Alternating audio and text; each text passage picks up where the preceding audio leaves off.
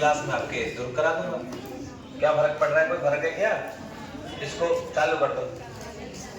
अब इधर देखो, शांति से लिखना नहीं कुछ भी। तुम कहाँ जा रही हो? कॉपी ले रही है।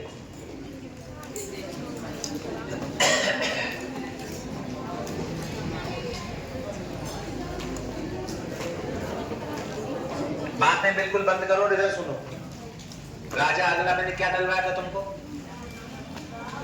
राग लूणकरण।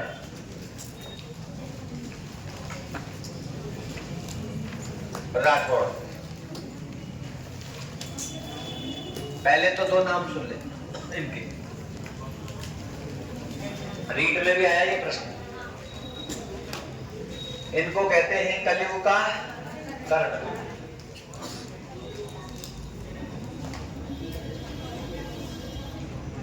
कलयुग का कर्ण कहा जाता है। क्यों कहा जाता है? बीकानेर में अकाल पड़ा था और अकाल के समय इन्होंने यहां पर एक झील बनवाई थी, जिस झील का नाम है लूणकरण सर। कौन सी? कलयुग का कर्ण। एक किताब जानकारी देती है इसका, राव जयसिरो चंद्र। राव जयसिरो चंद्र, इसका लेखक है बीटू सूजा। कौन है? बीटू सूजा। शायद ये किताब भी आई थी, ये पुस्तक भी आई है मिलान करवाने में फर्स्ट लेवल में। कलयुग का कर्ण कहा गया इसको। अकाल के समय एक नाम और है कर्ण, ये भी नाम मिलता है। और ये कौन सी किताब में मिलता है? एक उपाधि तो हो गई इनकी कलयुग का कर्ण, और दूसरी कौन सी हो गई? कर्ण। ये कहां मिलता है? एक किताब है करमचंद वंशोत्कीर्तनम,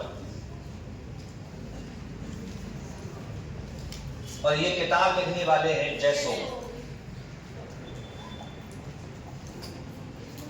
इन्होंने बुक लिखी है।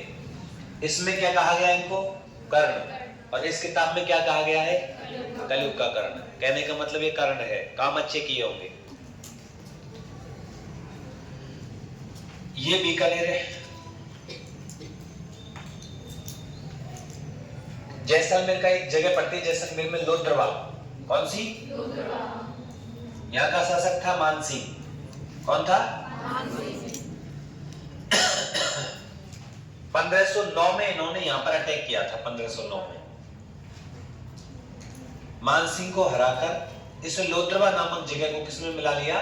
बीकानेर रियासत में मिला लिया। ठीक है। उसके बाद में 1512 ये शेखावाटी क्षेत्र है। कौन सा है? शेखावाटी। सीकर, झुंझुनू और चूरू, नागौर, डीडवाना, कुचामन का भाग। यहां पर कायम खानी थे। कौन थे? कायम खानी। उन कायम खानियों को हरा करके और इस वाले क्षेत्र को भी किस में शामिल कर दिया? बीकानेर में। बीकानेर का क्षेत्रफल बढ़ रहा है रियासत का 1512 में। कब? 1512 में। और 1515 की डेट और है। ये बीच में पड़ता है यह नागौर। क्या पड़ता है? नागौर। और 1515 की डेट है, मतलब हर 3 साल बाद इन्होंने बड़े आक्रमण किए। 1515 नागौर का शासक था मोहम्मद खान। कौन था? मोहम्मद खान। इसको हराया और इसको बीकानेर में मिला दिया। मतलब इनके समय में बीकानेर रियासत खूब बड़ी हो गई। ये नीचे से, ठीक है। 3 काम इन्होंने किए। इन्होंने दिमाग लगाया, क्यों ना हमने लोद्रवा तो जीत लिया, जैसलमेर को और जीत लिया जाए। किसको? जैसलमेर को और जीत लेते हैं। तो ये प्लानिंग करते हैं जैसलमेर को जीतने की। लेकिन उससे पहले एक नारनौल पड़ता है हरियाणा में, एक जगह पड़ती है नारनौल। वहां का एक शासक था अभी मीरा। कौन था? अभी मीरा। इस अभी मीरा पर ये चढ़ाई करना चाहता है। ये लाइन नहीं थी पहले, जो आज ये मैप देख रहे हैं ना, ये कोई लाइन नहीं है। ये तो अब राजस्थान की लाइन है। तो नारनौल के अंदर, नारनौल रियासत थी, यहाँ के शासक पर आक्रमण करने का प्लानिंग करता है पूरा पूरा। उसमें साथ देने के लिए ये भाटी भी होते हैं। भाटियों ने कहा और कायम खानियों ने, दोनों ने कहा कि महाराज हम आपका क्या देंगे, साथ देंगे, आप करिए आक्रमण। तो 1526 में आक्रमण करने चल देते हैं कहां, नागौर। ठीक है सर। अब जब नागौर पर आक्रमण करने के लिए गए, यहाँ सॉरी नारनौल पर आक्रमण करने के लिए गए तो युद्ध जीत रहे थे ये, लेकिन जो ये भाटी थे और ये कायम खानी थे, ये राजा के साथ में धोखा कर देते हैं। जब धोखा होता है अपनी फौज को लेकर के उधर की साइड में मिल जाते हैं, और उस समय राव लूणकरण की क्या हो जाती है, मृत्यु हो जाती है। 31 मार्च 1526 को इनकी क्या हो जाती है, मृत्यु हो जाती है नारनौल के अंदर युद्ध लड़ते समय। और युद्ध एक जगह पड़ती है, वो जगह भी पूछ लेगा आपसे, जगह का नाम है डौसी। क्या नाम है, डौसी नामक स्थान पर इनकी क्या हो जाती है, मृत्यु हो जाती है। इतना याद रख लेना, ज्यादा नहीं इसमें कुछ भी। तो एक और बात आती है, ये जसनाथ जी के आशीर्वाद से राजा बने थे। किसके आशीर्वाद से, संत जसनाथ जी से इन्होंने आशीर्वाद लिया था। इससे पहले राजा कौन पढ़ा था तुमने,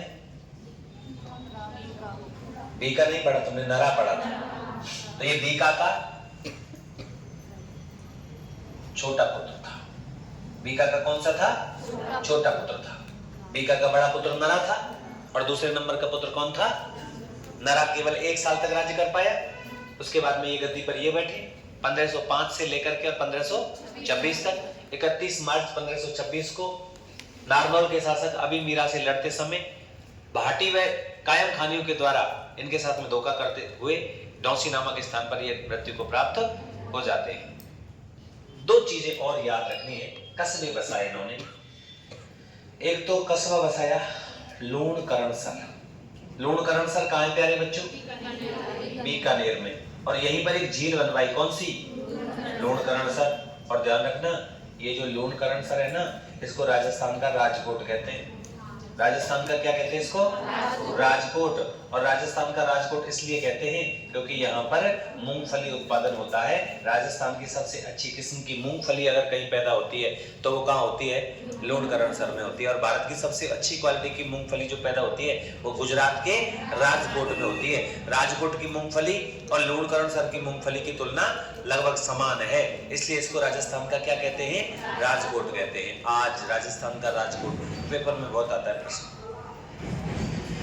एक इन्होंने मंदिर बनवाया था बीकानेर में, लक्ष्मी नारायण। कौन सा, लक्ष्मी नारायण जी का मंदिर बनवाया था। आपको इतना याद रख लेना है, ज्यादा कुछ है नहीं। एक तो उपाधि जरूर आती है, ये उपाधि पेपर में आती रहती है, ध्यान रखना, मोस्ट भी है, ठीक है ना। और दूसरी बात क्या है कि ये कलयुग के कर्ण कहलाते हैं। वो कलयुग का कर्ण कहलाने वाली जो किताब है वो कौन सी है, राम जयसिंह छंद। अब गद्दी पे बैठेंगे राव जेतसी। कौन बैठेंगे, राव जेतसी गद्दी पे बैठेंगे। 2 बात और है, तुम कहें तो उनको भी बता दे। इनकी जो शादी हुई थी वो मेवाड़ के जो राजा थे रायमल, उनकी पुत्री से हुई थी। रायमल नहीं पढ़ा तुमने, सांगा का, सांगा के पिताजी का नाम क्या था, रायमल। रायमल की पुत्री से इनका विवाह हुआ था। रायमल की पुत्री से क्या हुआ था, विवाह। और इन्होंने खुद की पुत्री का विवाह, खुद की पुत्री का विवाह, जिनका नाम है बालाबाई। क्या नाम है, बालाबाई। बालाबाई का विवाह इन्होंने, बालाबाई का विवाह इन्होंने किससे किया था पता है, जयपुर के शासक, आमेर के शासक पृथ्वीराज कछवाहा से। किससे, पृथ्वीराज कछवाहा से किया था। और ये वही पृथ्वीराज कछवाहा हैं जो खानवा के युद्ध में लड़ते हुए वीरगति को प्राप्त हो गए थे। जयपुर के इतिहास में इनको इतिहास को पढ़ेंगे हम लोग। इन्हीं के काल में गलता जी में पीठ की स्थापना हुई थी। गलता जी में रामानंदी संप्रदाय की पीठ है राजस्थान में। उस रामानंदी संप्रदाय की पीठ इन्हीं के समय हुई थी और उसको स्थापना करवाने में बालाबाई का बड़ा योगदान है, क्योंकि बालाबाई बड़ी कृष्ण भक्त थी। बड़े बड़े राजस्थान भारत के साधुओं को बुलाया, शास्त्रार्थ करवाया था। यहीं पर इनके जयपुर के गुरु थे, इनके खुद के जो चतुरनाथ। वो चतुरनाथ बड़ा होशियार था, उसको पराजित किया था कृष्णदास पयारी महाराज ने, और उसके बाद में गलता जी में रामानंदी संप्रदाय की पीठ की स्थापना होती है इनके काल में। तो बेटी का विवाह तो इनकी का बेटी का विवाह तो कहाँ हुआ था? आमेर, पृथ्वीराज कछवाहा से। खुद का विवाह कहाँ हुआ था? मेवाड़ में हुआ था। एक रानी और थी इनकी जो जैसलमेर की थी। जैसलमेर के भाटियों से भी इन्होंने विवाह किया था, क्योंकि भाटियों ने शादी कर दी थी अपनी लड़की की। जब ये जैसलमेर पर आक्रमण करने की क्या कर रहे थे? प्लानिंग कर रहे थे। तो उन्होंने सोचा क्यों ना अपनी पुत्री का विवाह लूणकरण से कर दिया जाए। लेकिन बाद में उन्होंने ऐसा विश्वासघात किया था वहां नारनौड़ में कि लूणकरण की क्या हो जाती है? युद्ध में ही मृत्यु हो जाती है। गद्दी पे बैठेंगे राव जैतसी। लगभग राव जैतसी को आपने पढ़ा हुआ है। अमर सिंह राठौड़ और मालदेव पढ़ा आपने। मालदेव जी ने अपने सेनापति जैता को 1541 पहोबा का युद्ध बताया था ना, वही कहानी आएगी घूम करके। तो ये जो वाली बात है ये पूरी क्लियर होगी। मेरे हिसाब से तो कोई बड़ी बात है नहीं इसमें। तो आप एक काम करो, लूणकरण डाल दो। डाल दिया? और आप लूणकरण में पहले तो उपाधि लिख दीजिए। आप ये लिखेंगे कलियुग का कर्ण, उपाधि कलियुग का कर्ण।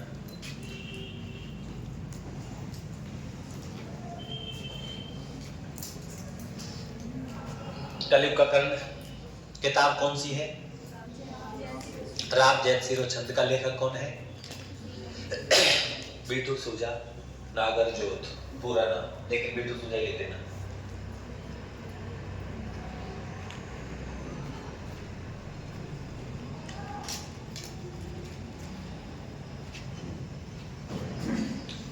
नंबर 1 और नंबर 2।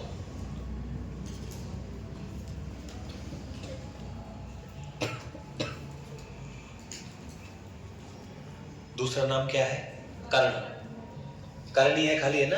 और किताब का नाम लिख देना कर्मचंद्र बंसोत कीर्तनम। और उसका लेखक कौन है?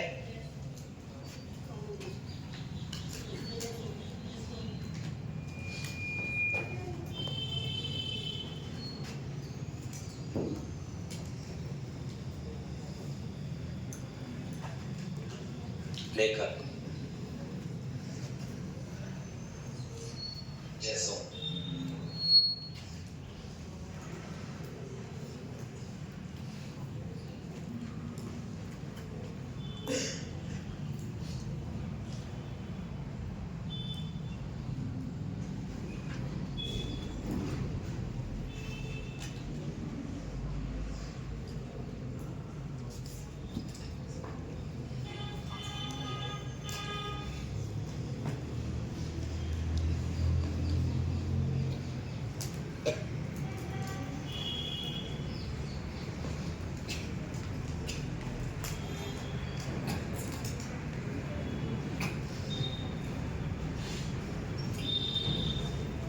लिख लिया?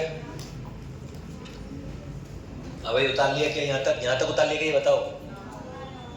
ना उतारो? 3 लाइन भी ना उतारी जा रही? उतार लिया। आ जाओ फिर कसवा में लिख दो, कसवा बसाया।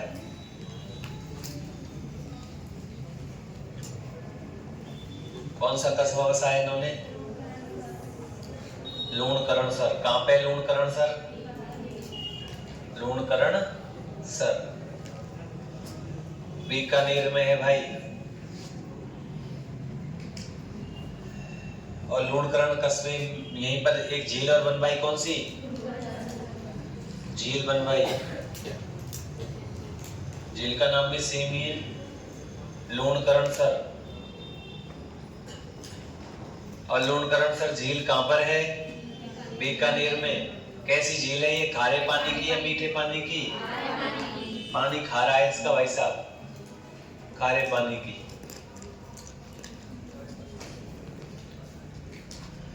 मंदिर कौन सा बनवाया उनने? मंदिर कौन सा बनवाया? लक्ष्मी नारायण।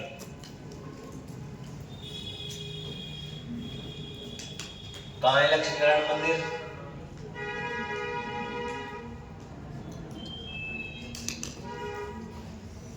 बीकानेर में बनवाया इन्होंने, ठीक है ना। विवाह मेवाड़ के महाराणा रायमल की पुत्री से।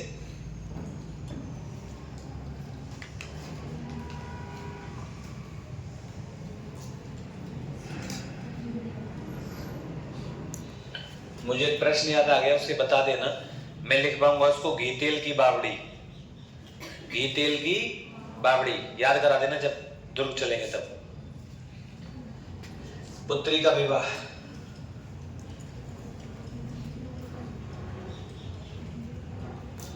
आमेर के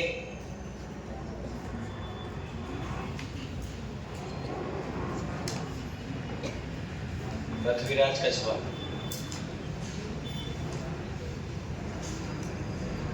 कछवा से युद्ध लड़े 1509। कहां? लोहद्रवा का कौन? मानसिंह को हराया।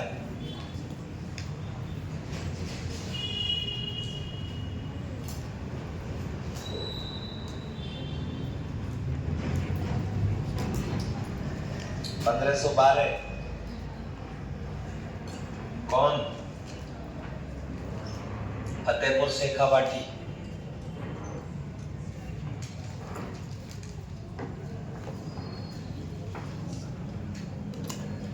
के कायम खानियों को हराया।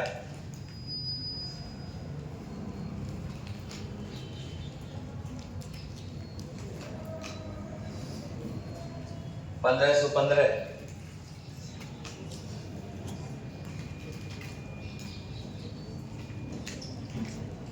नागौर के कौन? मोहम्मद खां को हराया।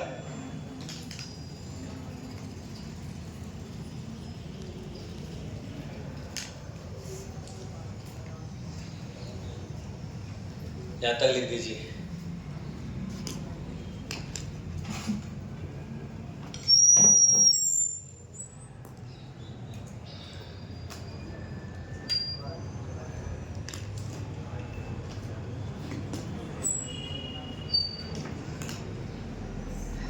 लिख लिया क्या प्यारे बच्चों?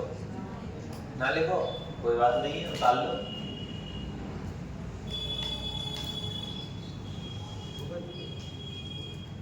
टेंथ की बुक है किसी के पास? है? थोड़ी अलग है, देखो इसमें लिख दे रखा होगा ये ना। तो ये तो दिन हुआ थे ले सरकारी स्कूल में थे। हाँ मतलब क्योंकि जब तुम मार्केट से लाओगे ना तो ये बाको पे ये बिल्कुल हल्को है, पर सरकारी स्कूल वाली को मोटो है। ये मोटी भी है, उसका पन्ना पतला है।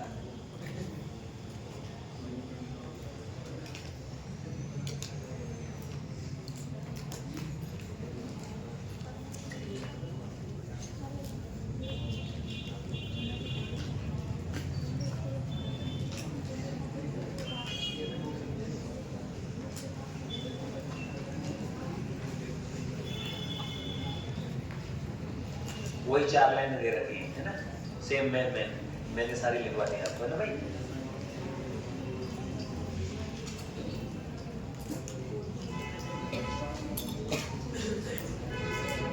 छोटे छोटे बता लिया। आवो का शेर है, शाबाश यार तूने रिकॉर्ड तोड़ दिया। अपनी कोचिंग का नाम करेगा ही, पक्का नाम करेगा। अब आ रहा हो अल्फो अल्फो और चल भी ऐसे रोजन कोई वहां जा रहा हो बॉर्डर पे।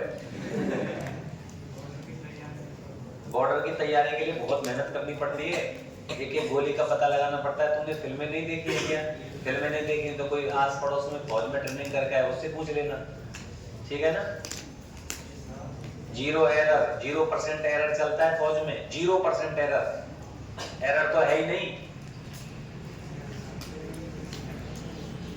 वो तो आया ही एरर में।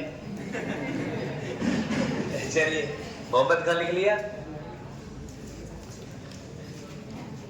एक लाइन लिख देंगे। कर्ण का नाम है तो दानशीलता के लिए प्रसिद्ध है, ये समझ में आ गया तुमको? कोई जरूरत है क्या लिखने की? कर्ण किसके लिए प्रसिद्ध है? दानशीलता के लिए, है ना। तो दानशीलता के लिए प्रसिद्ध राजा है, ये तो कोई बात नहीं है। अब लिखेंगे 1526 में जो इनकी मृत्यु हुई थी, लिखिए 31 मार्च 1526, मृत्यु लिख देना।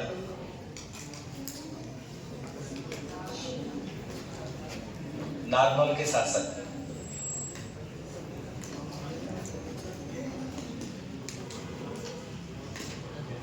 से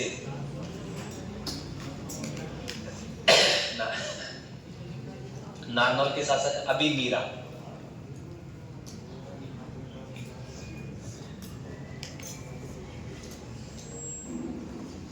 युद्ध करते समय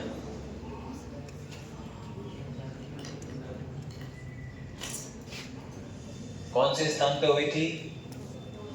डौसी नामक स्थान पर।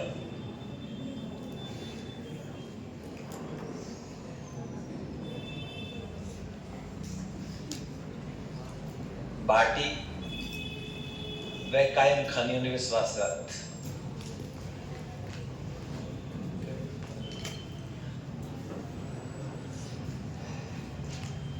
विश्वासघात किया।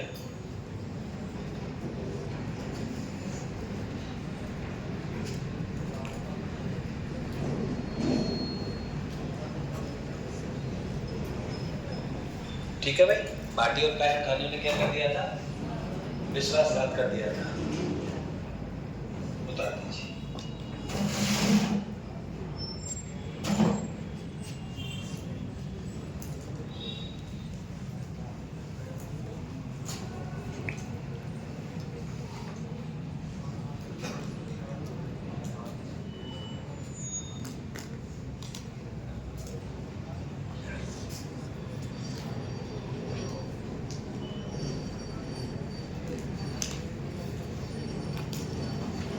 लिख लिया।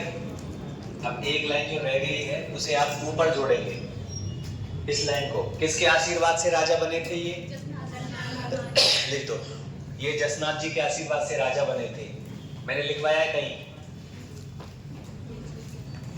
ये रहा, किसके आशीर्वाद से राजा बने थे? जसनाथ जी के आशीर्वाद से राजा बने थे। और ये बीका के कौन थे? छोटे पुत्र थे। दोनों लाइनें लिख देना।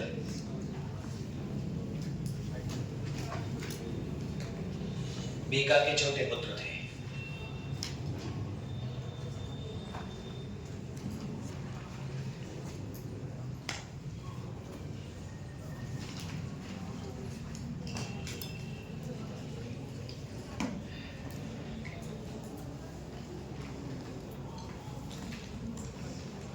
ये दोनों लाइनों को याद रखना, तुम बहुत काम किए हैं, ये किताब में लिख रही है 10वीं की में, इसलिए काम की ओर हो जाती है, ठीक है ना। अब सुनो, अगला राजा है राव जैतसिंह। कौन है भाई? बोर्ड पे देखो, छोटा ही राजा है, याद हो जाएगा तुमको। इधर देखो, राव जैतसिंह राजा बने। शासनकाल कब से कब तक होगा? 1526 से 1541 तक का शासनकाल है, ठीक है ना। 2-3 बातें सुनेंगे अब आप लोग। हुमायूं नाम सुना है तुमने? देखो, ये राजस्थान है अपना। मैं तुमको 2 कहानियां सुना रहा हूं, दोनों कहानियों को याद रखना। आप कई किताबों में उस युद्ध को, कामरान को जीता हुआ पाओगे, कई किताबों में आप राव जैतसिंह को जीता हुआ पाओगे। मैं आपको पूरी जानकारी दे देता हूं कि वो क्या मामला है, ठीक है ना। हुमायूं, और हुमायूं का एक बेटा है जिसका नाम क्या है? कामरान। क्या नाम है? भाई भी दे रखा है किताबों में और पुत्र भी दे रखा है। तुम तो कामरान याद रख लेना, तो ये चाहे कोई भी है, ठीक है ना, कामरान। अब इस कामरान ने क्या किया, बीकानेर पर आक्रमण करने का प्लानिंग किया 1534 में, और ये युद्ध होता है राती घाटी का युद्ध। कौन सा युद्ध कहते हैं इसको दोस्तों? राती घाटी का युद्ध कहते हैं इसको, क्योंकि राती घाटी ही किसका नाम है? बीकानेर का पुराना नाम है। राती घाटी, पोंगल, ये नाम है ना। इन दोनों के बीच में कामरान वर्सेस कौन? राव जैतसी। अब राव जैतसी का एक सेनापति है जिसका नाम है भोजराज कुपावत, याद रखना है। कौन? भोजराज कुपावत।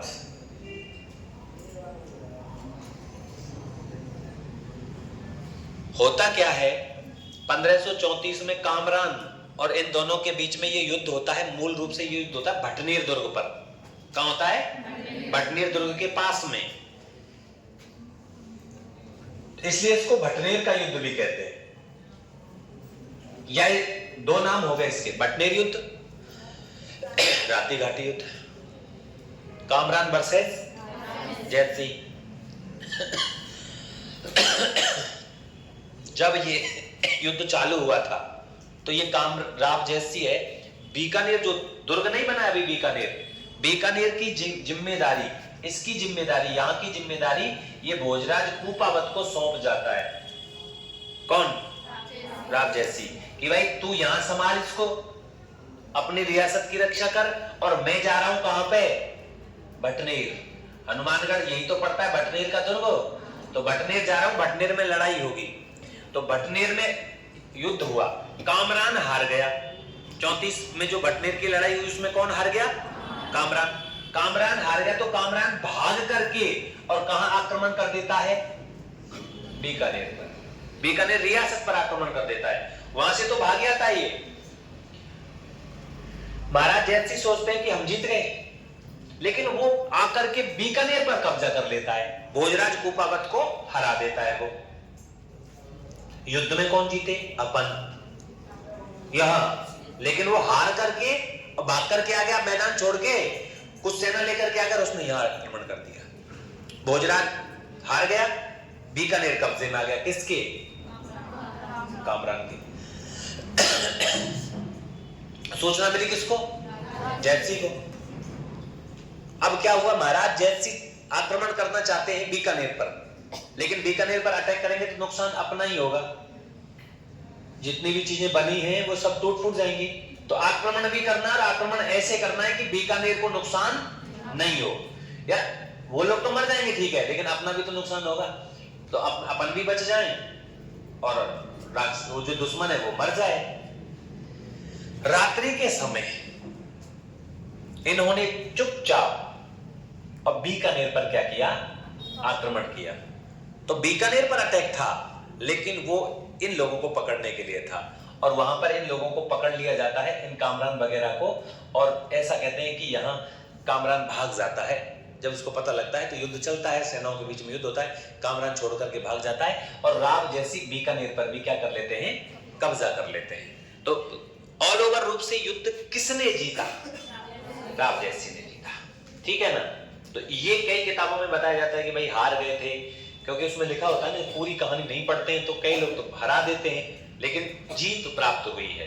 क्या प्राप्त हुई है? जीत प्राप्त हुई है। एक तो ये बात याद रख लेना कि भटनेर का या राती घाटी का युद्ध किसने जीता, ठीक है। दूसरी बात, 1527 में खानवा की लड़ाई होती है। कौन सी लड़ाई? खानवा। ये सबने पढ़ा हुआ है रूपबास में। कौन लड़ रहे थे? सांगा। महाराणा सांगा जी ने एक परंपरा चलाई, पाती परवन।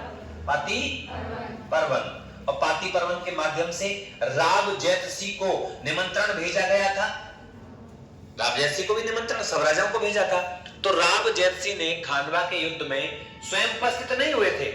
जैसे जोधपुर के गंगा को भेजा था, तो गंगा ने अपने पुत्र 4000 की फौज लेकर के मालदेव को भेजा था।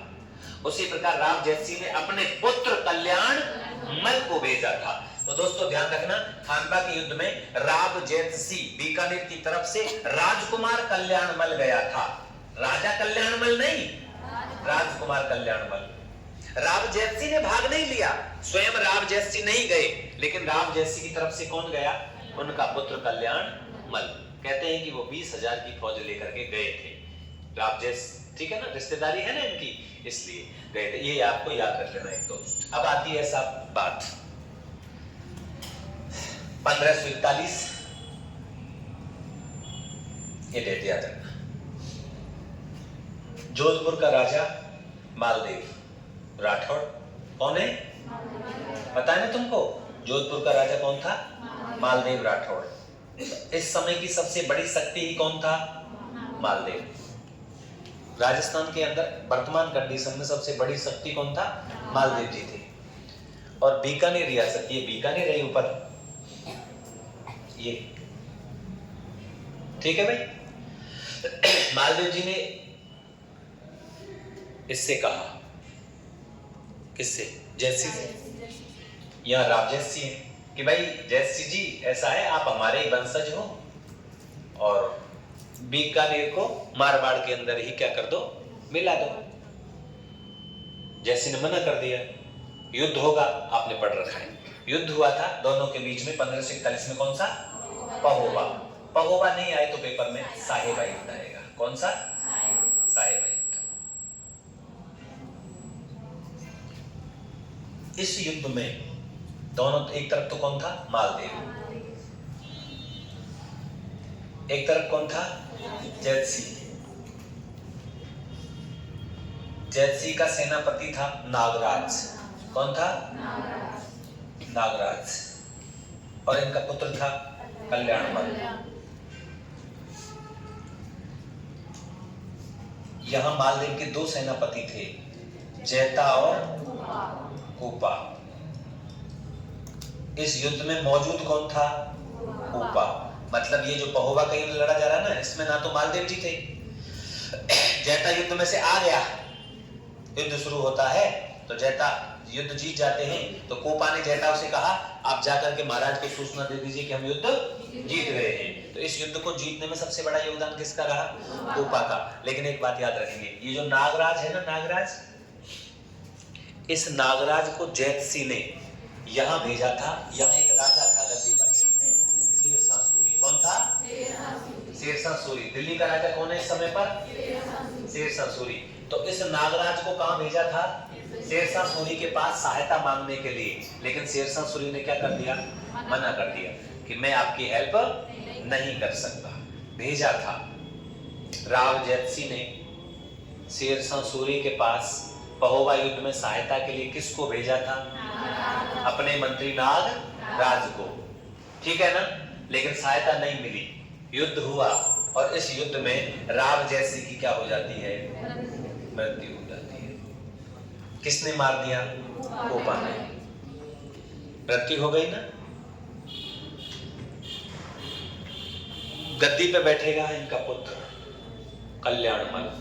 कौन बैठेगा? कल्याणमल ही बैठेगा। वही बातें आ जाएंगी, नागौर दरबार, कल्याणमल नागौर दरबार में वही नियुक्ति कर देगा अपने दोनों पुत्रों की, राय सिंह की और पृथ्वीराज राठौड़ की। राय सिंह को पढ़ेंगे, पृथ्वीराज राठौड़ को पढ़ेंगे। चलिए तो इधर देखो एक बार, एक चीज और ध्यान रखना। इस युद्ध की जो जानकारी, जो बटनेर वाला युद्ध है ना, इस बटनेर के युद्ध की या राती घाटी के युद्ध की जो जानकारी हमें देती है, वो दो चीजों से जानकारी मिलती है। एक तो हमें किताब देता है, वही किताब कौन सी? राव जयसिंह छंद, राव जयसिंह छंद, ठीक है ना। एक तो ये जानकारी देता है, और दूसरी एक और चीज है, मंदिर है प्रबंध जैन चिंतामणि मंदिर। कौन सा? तुम तो सीधा याद रख लेना, बीकानेर के में जैन चिंतामणि मंदिर। उस जैन चिंतामणि मंदिर पर भी इस बटनेर युद्ध की क्या लिखी हुई है? शिलालेख लिखा हुआ है, ठीक है ना, प्रशस्ति लगी हुई है। तो दूसरी जानकारी मिलती है हमको, एक तो ये हो गई और दूसरी हो गई जैन चिंतामणि मंदिर से। कौन से मंदिर से? जैन चिंतामणि मंदिर से। जैन चिंतामणि मंदिर। और ये जैन चिंतामणि मंदिर कहाँ है? ये बीकानेर के अंदर, भटनेर के अंदर नहीं, बीकानेर के अंदर है। जब जीत लिए तो राजा ने फिर वहां पर लिखवा दिया लेख कि हमने ये युद्ध लड़ा। पहले पत्थरों पर ही लिखवाए जाते थे ना प्रशस्ति लेख वगैरह। तो दो चीजों से जानकारी मिलती है। राव जयसिंह और छंद, ये राव जयसिंह के दरबार में रहने वाले बहुत बड़े विद्वान थे। इन्होंने राव जयसिंह छंद ग्रंथ की रचना करी है। ये थोड़ा सा याद रखेंगे आप लोग। तो ये और ये छोटी सी बात है, कुछ ज्यादा बड़ी बात नहीं है, याद रह जाएगी। तो राव जयसिंह राजा बने। तो राव जयसिंह ने पहला युद्ध लड़ा कौन सा? भटनेर का। भटनेर के युद्ध का नाम, दूसरा नाम राती घाटी का। किस किस के बीच में हुआ? कामरान और राव जयसिंह के बीच में। इस युद्ध में जीता कौन? राव जयसिंह, ठीक है ना। राव जयसिंह ने बीकानेर दुर्ग की जिम्मेदारी, नहीं सॉरी, बीकानेर शहर की जिम्मेदारी किसको दी? भोजराज कूपावत को। अब ध्यान रखना, इधर तो कूपा है मालदेव का सेना नायक और उधर भोजराज कूपावत है, ठीक है ना। उसके बाद में 1527 वाली बात याद रख लेना। खानवा के युद्ध में अपने पुत्र कल्याणमल को भेज करके और महाराणा सांगा का क्या दिया? साथ दिया, ठीक है ना। उसके बाद में 1541 पहोबा युद्ध में लड़ते समय इनकी क्या हो जाती है? मृत्यु। लेकिन पहोबा युद्ध से पहले इन्होंने अपने मंत्री नागराज को कहां भेजा था? शेरशाह सूरी से मदद मांगने के लिए। और शेरशाह सूरी ने मदद की क्या? नहीं की।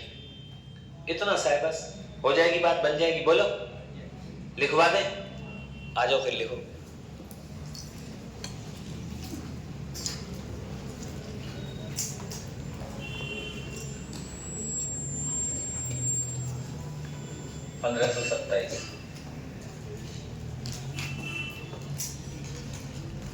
कानवा युद्ध में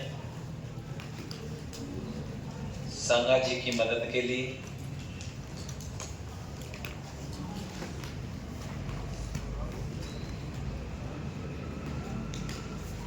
भेजा।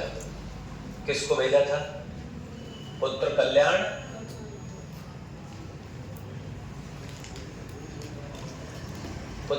मल को भेजा था, ठीक है ना।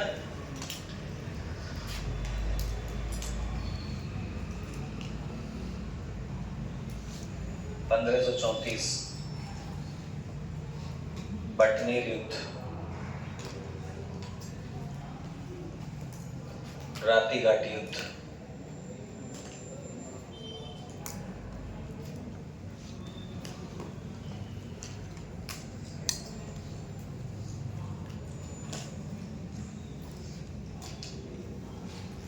राव जयसिंह वर्सेस कामरान।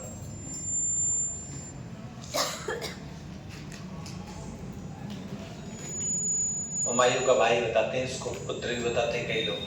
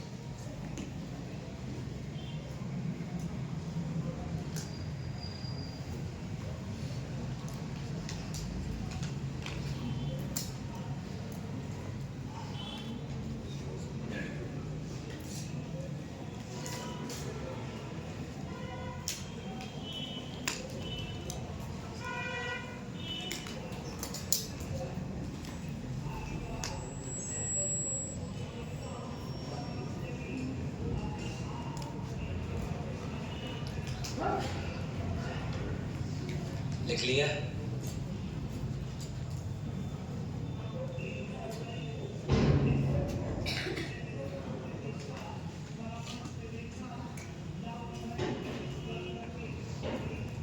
इस युद्ध की जानकारी लिख देना।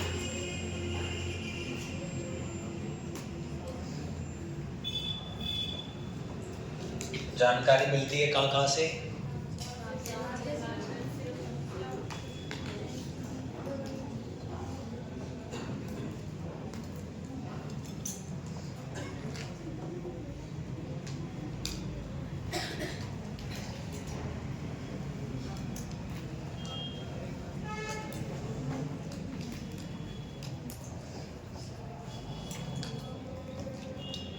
लेग से। ठीक है भाई, ज्यादा बड़ा नहीं है, छोटा ही मामला है। बटनेर वाला युद्ध लिख देना।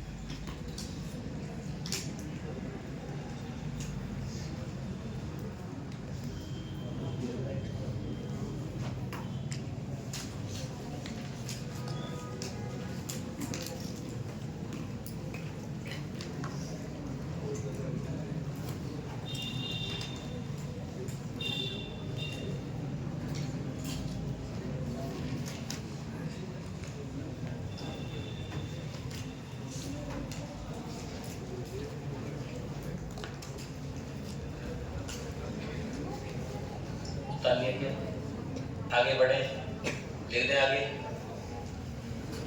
अब लिखो, हटा दो क्या?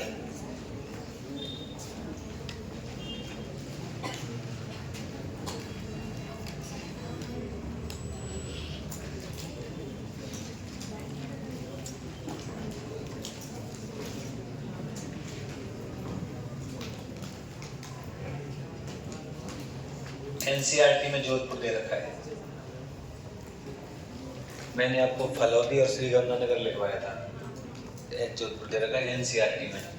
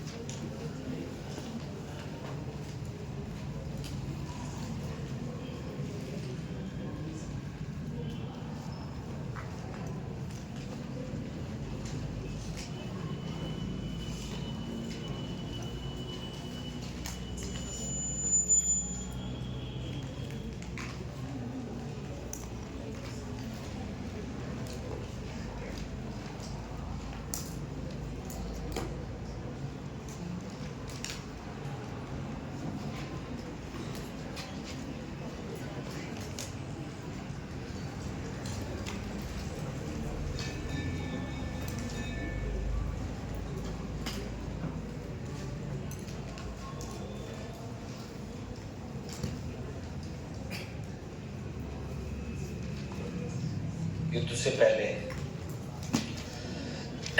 शेरशाह सूरी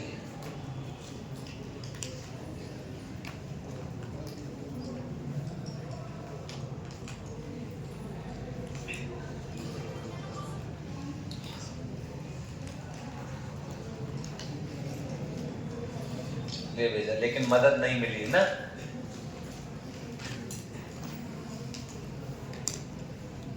लेकिन मदद नहीं मिली। अच्छा, इस युद्ध में जैसे क्या होता है भाई साहब?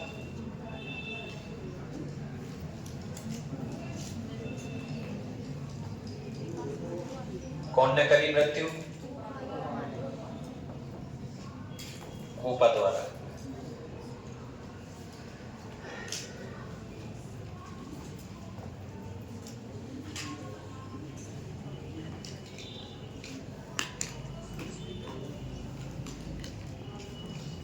एक लाइन और लिखवा दो, तुम कह तो बोलो है? नोट में लिख देना।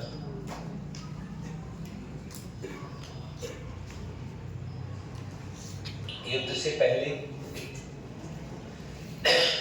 राव जैसी ने राज परिवार को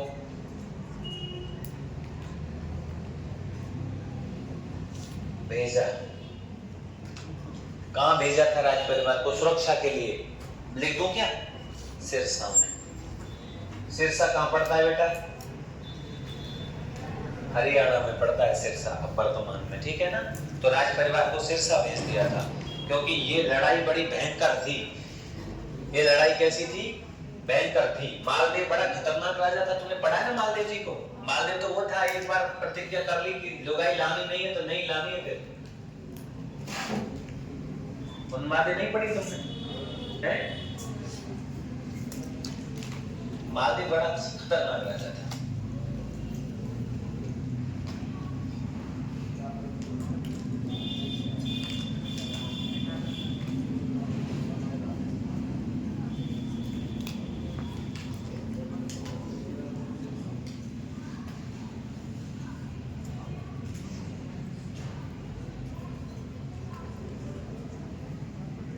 समझ में आ रहा होगा ना बीकानेर अपने आप ही, क्योंकि आपने लगभग 90% पढ़ रखा है इसको। कहां? मारवाड़ पढ़ रखा है ना। अब रायसिंह को थोड़ा बड़ा पढ़ेंगे, फिर उसके बाद में गंगा सिंह, अमर सिंह, उनके थोड़े वर्णन रहेंगे।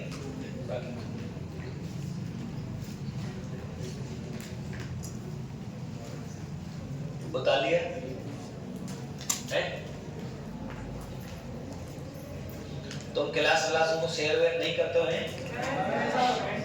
कोई बात नहीं, मैं तुमको आज एक मैसेज दिखाऊंगा। एक लड़का है दौसा का रहने वाला, वो जो लगा है उसमें क्या बोलते हैं, पशु वाला, पशु बच्चन में नहीं, वेटनरी वाले में ना, जैसलमेर पोस्टिंग आई है उसकी, उसके मैसेज पढ़ाऊंगा तुमको।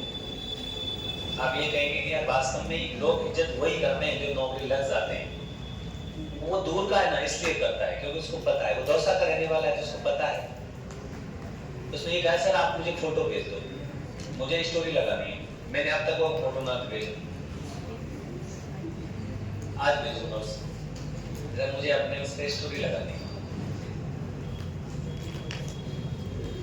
कोई नहीं, आगे चलें, बोलो। अगला राजा डालो, कल्याण बल।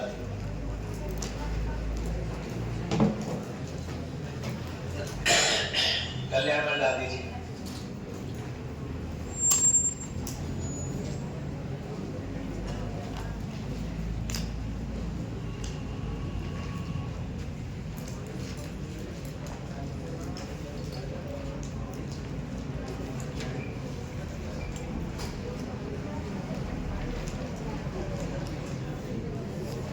इधर सुन लो एक बात, चार बातें सुन लीजिए।